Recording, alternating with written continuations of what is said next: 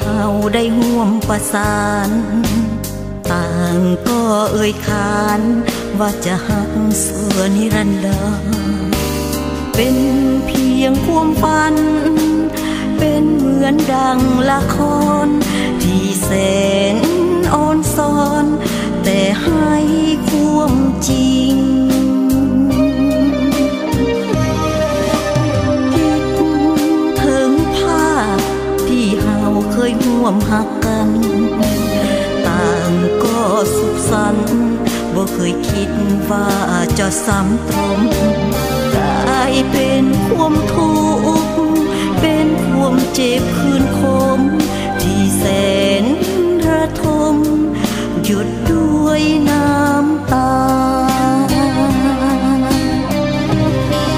เมื่อหลับตาลงข้างใดจิตใจนั้นยังคิดถึงแต่เขาคิดถึงเมื่อตอนเคยสุขในหาเขาบัดนี้เงียบเหงาเป็นเพียงภาพแห่งความหลัง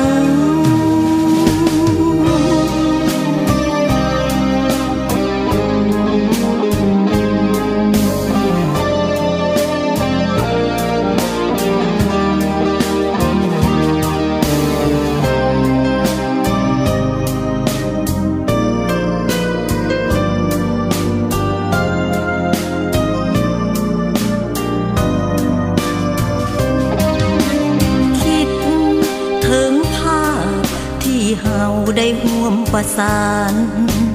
ต่างก็เอ่ยขานว่าจะหักเสือนิรันดร์เป็นเพียงความฝัน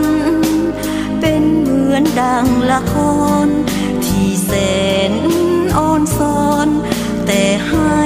ความจริงคิดถึงภาพที่เฮาเคยร่วมหักกันต่างก็สุขสันต์บ่เคยคิดว่าจะซ้ำตรงกลายเป็นความทุกข์เป็นความเจ็บคืนคมที่แสนระทมหยุดด้วยน้ำตาเมื่อหลับตาลงข้างใดจิตใจนั้นยังคิดถึงแต่เขาคิดถึงเมื่อตอนเคยสุขในหาเขาบัดนี้เงียบเหงาเป็นเพียงภาพแห่งความหลัง